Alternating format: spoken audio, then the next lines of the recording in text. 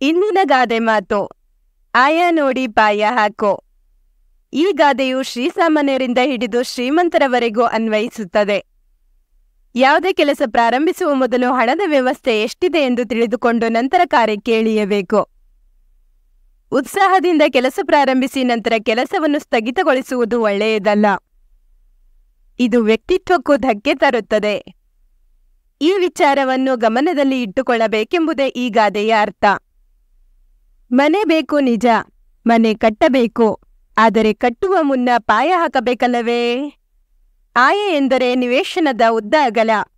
ಮನೆ ಕಟ್ಟುವ ಮುನ್ನ ಪಾಯ ಹಾಕಬೇಕು. ಇದನ್ನು ಭದ್ರವಾಗಿ ಹಾಕಿದಾಗ ಮಾತ್ರ ಮನೆ ಗಟ್ಟಿಯಾಗಿರುತ್ತದೆ.